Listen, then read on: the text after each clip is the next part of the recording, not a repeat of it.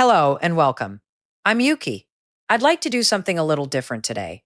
Instead of talking about habits one by one, I thought I would simply walk you through a morning, an ordinary one, in an ordinary Japanese home, from the moment the light comes in until the house is quiet again.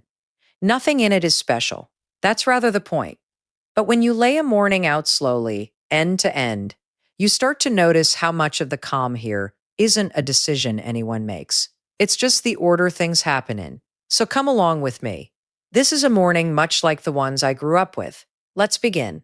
It starts a little before 6, and it starts with light. In an older Japanese house, the outer screens are thin, paper or frosted glass, so the morning doesn't arrive suddenly.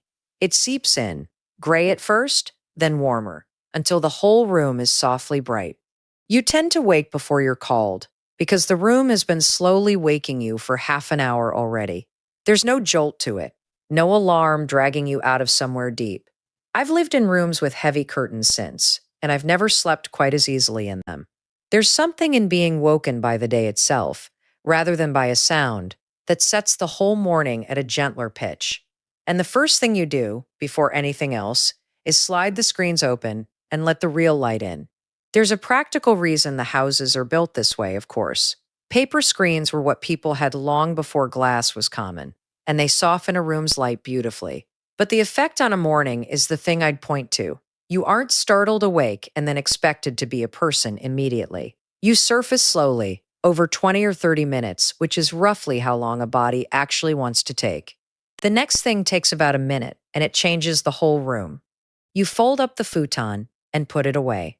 The bedding here isn't a fixed piece of furniture. It's a padded mattress and a quilt that get laid out at night and folded up and tucked into a cupboard each morning. On a fine day, they're draped over the balcony rail first, out in the sun and the air for a few hours.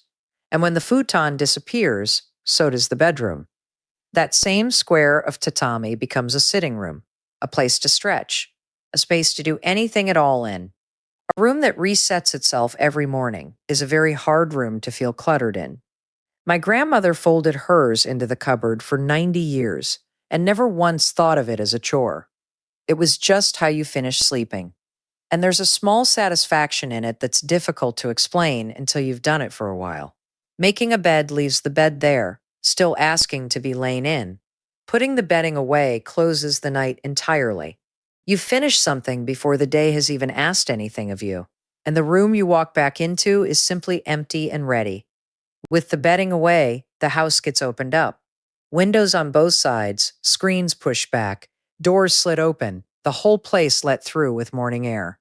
Homes here are built for this, with rooms that open along their whole length, rather than through a single small window. Part of it is simply practical in a country where summers are damp. Air moving through a house keeps it fresh and dry. But there's something else in it, too.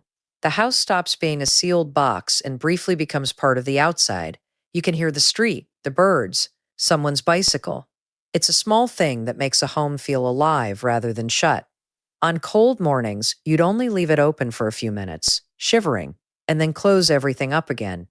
It was worth it even then. Then comes a short bit of tidying, and it happens before anyone would call it cleaning.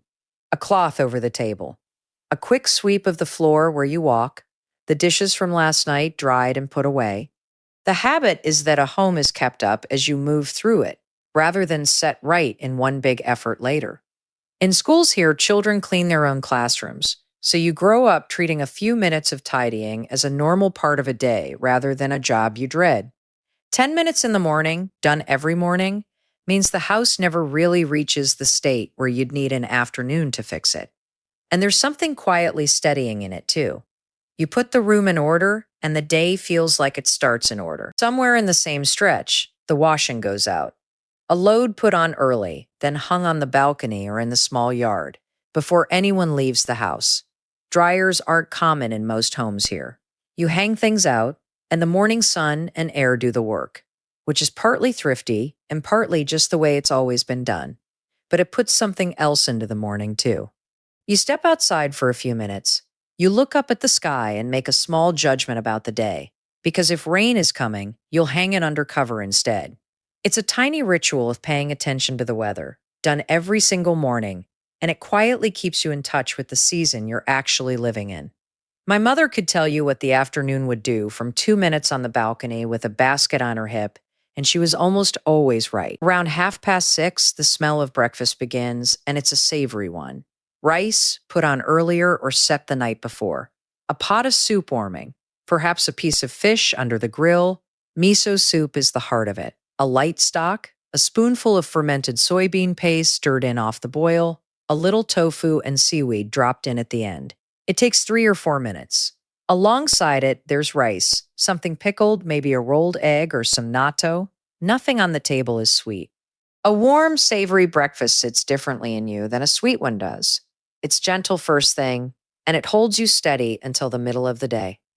I didn't make miso soup for years after I left home and told myself I didn't miss it. Then one cold morning I did, and it tasted like my mother's kitchen. Before anyone eats, there's a pause. Hands together and a quiet word, itadakimasu. It's hard to translate exactly. It means something close to, I gratefully receive, and it thanks not only the food, but everyone whose work brought it to the table. For most people, it isn't religious.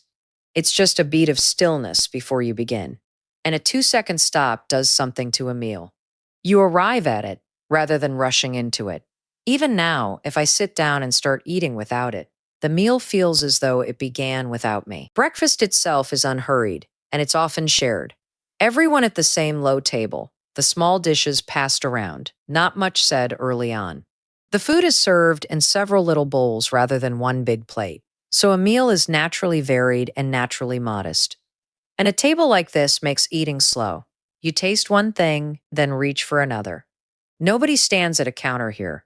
Nobody eats walking to the door. It's 20 minutes sitting down. That 20 minutes may be the single biggest difference between a morning that feels calm and one that feels like a scramble. And it costs nothing but choosing to sit.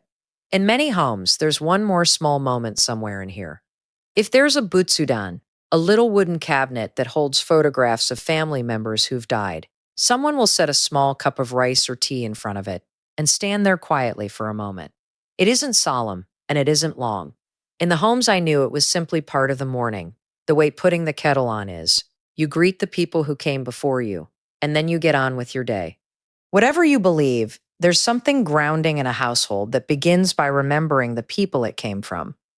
My grandmother did this every single morning, and she talked to the photographs while she did it, as though they'd only stepped into the next room. After the meal, the tea comes out, and it doesn't get put away again. Green tea, poured hot in small cups. Tea here isn't a special occasion. The pot sits on the table through the morning, and it's refilled by whoever's nearest. There's very little caffeine in it compared to coffee, so it doesn't rush you, it just warms you. And the making of it is a small pause in itself. You wait for the water to cool a moment. You pour. You hold something warm for a minute before the day picks up its pace. In my grandparents' house, the teapot was never really put away. Someone was always just about to make another cup. While the tea is going, the lunches get made, and it takes almost no time. Last night's leftovers, a little rice, something pickled, packed into a box. The bento is such an ordinary thing here that nobody thinks of it as a habit. It's just what lunch is. But it does a great deal quietly. Very little food gets wasted. You eat something home-cooked in the middle of your day, and you don't spend money at noon without noticing. It's 5 minutes in the morning against a whole better afternoon. The boxes are often divided into little sections, so filling one is oddly pleasant. My mother could pack 4 of them in the time it takes to boil a kettle. Then someone goes out to the entrance, and this is a small thing I've never seen anywhere else. The genkan, the step-down space at the front door, gets swept, and sometimes wiped, and the shoes lined up neatly facing out. The entrance is treated as the face of the house. It's the first thing anyone sees, including you, when you come home tired. And keeping it clear does something practical too. Clutter has a way of starting at the door and creeping inward. So a doorway that never collects anything stops half the mess in a house before it begins. On the way, the plants get a little water. Nothing about it takes more than 2 or 3 minutes. But I still can't walk past a messy pair of shoes by a door without turning them straight. And then people leave, and there's a small exchange at the door that I miss more than almost anything. You hear it 100,000 times growing up, and you never really notice it. It's a tiny thing, but it means nobody in the house leaves without being spoken to, and every departure carries a small promise of return. When I first lived alone, the silence at the door in the morning was the loneliest part of my day. I hadn't known until then that those two words were holding something up. Most of what happens next is walking to the station, through it, out the other side, and up the road to work or to school. Nobody calls it exercise, and nobody's counting steps. But a morning here has 20 or 30 minutes of movement folded into it before the day has properly started, simply because of how the towns are built and how people get around. It wakes the body up in a way that stepping straight from a bed into a car doesn't. And it gives you something else that's harder to name, a stretch of time in the open air with nothing required of you, between home and whatever the day holds. Some of my clearest thinking has happened on that walk to the station, and I never once planned it. You also see your neighborhood every morning, which sounds like nothing and isn't. The same shopkeeper setting things out, the same crossing guard. Children in little groups walking themselves to school without an adult. You're not sealed in a car looking out at it. You're in it, nodding at people, part of a street that's waking up at the same time you are. And in the park, on the way, you might pass a small group doing the same few stretches together. This is Radio Taiso, a short set of gentle movements done along to a broadcast that has been playing for generations. You'll see mostly older people, sometimes children in the summer holidays, moving in loose unison. It takes about 10 minutes, and none of it is strenuous. Reaching up, bending gently, rolling the shoulders loose. It isn't training for anything. It's just waking the body kindly, out in the morning air, next to your neighbors. My father did it by the window every single morning of his life and would have laughed at the word exercise. And then the house is quiet, and this last part matters more than it looks. Whoever is home sits down for a moment, a second cup of tea. The window's still open, nothing being done. It isn't laziness, and it isn't a reward for finishing the work. It's simply a small piece of the morning that isn't spent on anything. The whole shape of the morning has been leaning toward this: the light, the tidying, the shared meal, the walk, and then a few minutes of just sitting in the room you've put in order. That's the part I'd hand you first if I could only give you one. Not a habit exactly, just a pause left in on purpose. So that's a morning.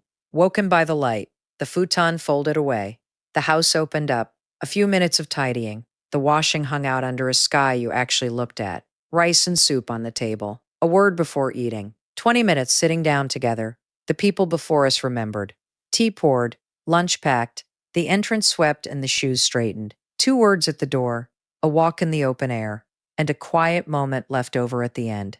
Not one of those things is impressive on its own. Half of them take 2 minutes, but laid end to end in that order, they make a morning that carries you into the day instead of throwing you at it. And I think that's the whole thing.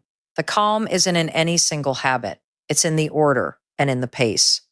None of this is about Japan being better than anywhere else either. Every one of these belongs to somebody's grandmother, somewhere in the world. But if you'd like to borrow one, I'd start with the smallest. Open the windows tomorrow and sit down for your breakfast.